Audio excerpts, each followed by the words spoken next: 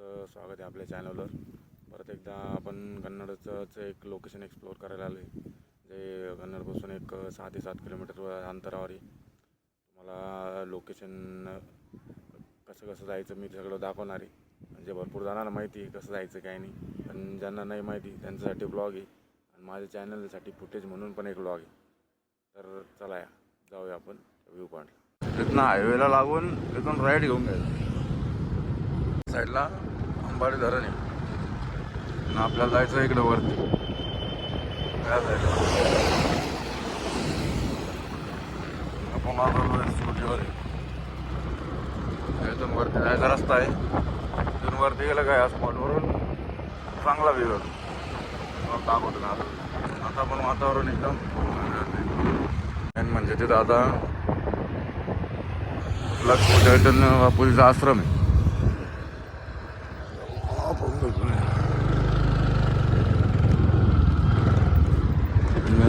200 metre वरती tractor येते रस्त्यानं नाहीचे. अर्ध्या रस्त्याचं काम झालं, अर्ध बाकी. आधीच 2 जण बसलेले कारण काफी मेन लोन पॉईंट भरपूर आणला माहिती. पुढच्या साईडला आश्रम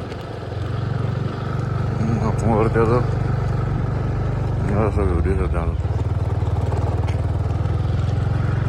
हा व्ह्यू पॉईंट आहे. रोड झाल्यामुळं अजून भारी दिसतो.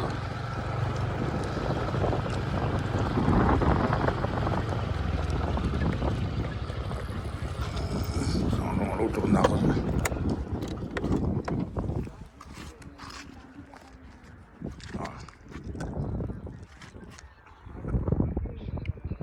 रोडकडून अजून भारी दिसत आहे.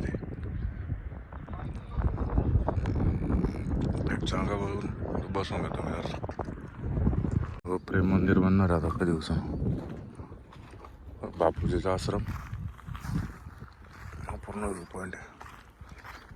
बसायला एक कोपरा पकडून भारी जागा वाटली. मस्त लोकेशन दिसतं तिथं. मी चाललो एखादं लोकेशन बघतो तिथं बसतो. टाईमला पण काढतो मी मस्त मोबाईल बघू जागा बघतो. टाईमला दिवसापूर्वी आलो होतो ना तेव्हा मी तो व्हिडिओ बनवला होता ड्रोनने. मस्त तुम्ही स्टार्टिंगला बघितलं असेल. तो या पॉईंटचा होता. इथून या कॉर्नरपासून इथून इकडं टर्न मारताना इकडचं पण घेतलं ते, पण ते फुटेज डिलीट झाले. हे होतं रीलमध्ये टाकलेलं म्हणून होतं उरलेलं माझ्याकडे.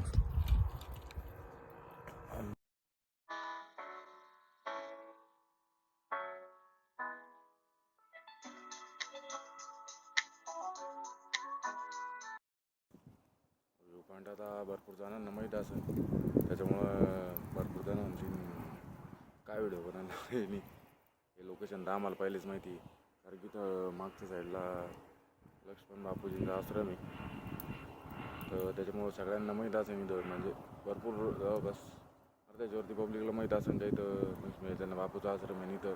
पण संध्याकाळच्या टाईमला जे आलेले नाही त्यांच्यासाठी मी हा व्हिडिओ बनवला का बाबा इथं संध्याकाळच्या टायमाला सनसेट कसा दिसतो.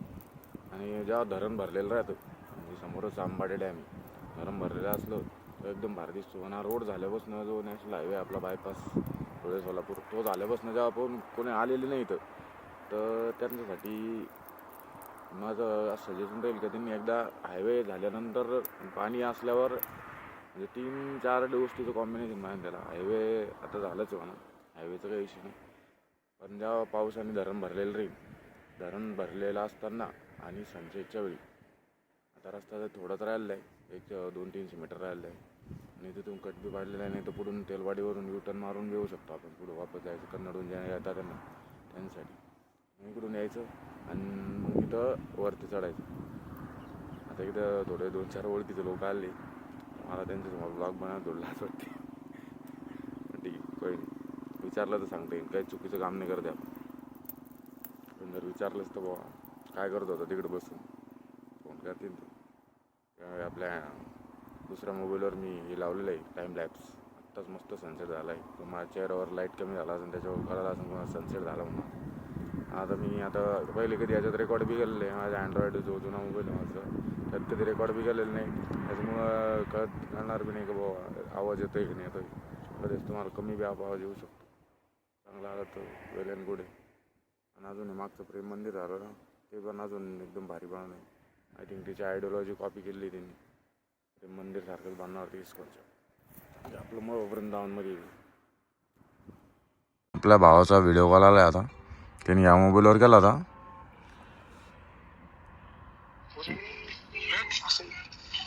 या भाऊनं चष्मा बिस्मा घालून घेतला लगेच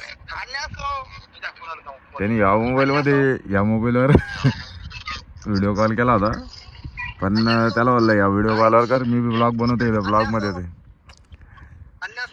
काय अन्य असं काय अर्थ होतो पण hello good evening. Good evening का?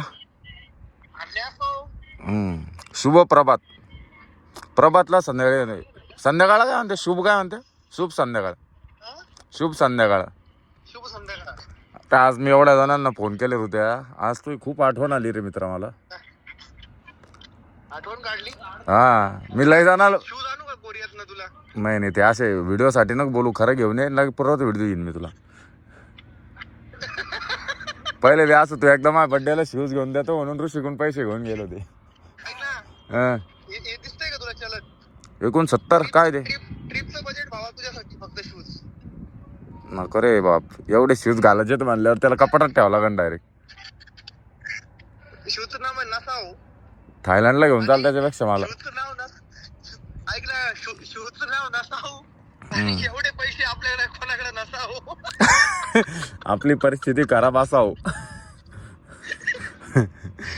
आपली परिस्थिती बी खराब असाव.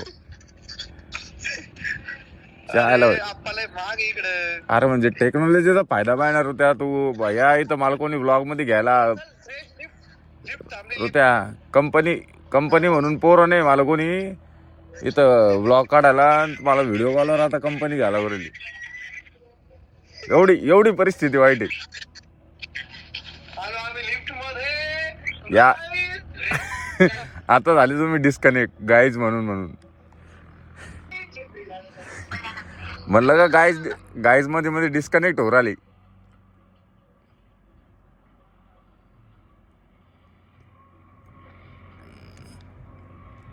कितव्या फ्लोअरला जायला काय मी. गाईज मध्ये आमचा भाऊ गेलेला आहे साऊथ कोरियाला. गाईज म्हणला आणि त्याला लक्षातच नाही राहिलं का याच्यात डिस्कनेक्ट होऊन जाईल म्हणून लिफ्टमधून व्हिडिओ. पण काय आयुष्य खूप करतडी. तोपर्यंत मी माझा फेस मोठा करतो.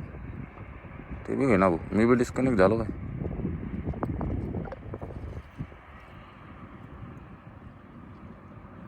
गेलेला आहे भाऊ आपला. तर चला लाईक करा, शेअर करा आणि सबस्क्राईब करा. हेच थंबनेल टाकू काय, पण चांगले फोटो काढले मी, चांगला थंबनेल काढतो. तर याला ब्लॉग म्हणायचं की नाही ते तुम्ही ठरवा. आणि ब्लॉग आवडला असेल तर लाईक शेअर आणि सबस्क्राईब तरी करा. म्हणजे कराच तसं, कारण की तुम्ही लाईक शेअर सबस्क्राईब जर केलं तर पुढं आपलं व्हिडिओ रेकमेंडेशन होईल आणि कन्नडचे स्पॉट थोडे जास्त फेमस होतील. म्हणजे मी ऑलरेडी केले त्यांचं धन्यवाद. आणि हां कमेंट पण करा, कमेंट. मी वापस होता आपली गाडी. पाहुणाले कोण पुण्याला जर गेलेला असेल, पाहुणाले पुण्याच्या, त्यांना असेल माहीत असेल. असं उतरताना तिथं बी असं पुन्हा पाहुणा डॅम दिसतो, एकदम खतरनाक. म्हणजे मी ऑलरेडी इथं पोचलो आहे, पण आता व्ह्यू पॉईंटला येण्याचा ब्लॉग हा मी पहिले शूट केलेला आहे. आणि इंट्रोडक्शन इथं आल्यावर शूट करतो आहे, कारण की कन्नडमध्ये थोडी लाज वाटते मला ब्लॉग शूट करायला.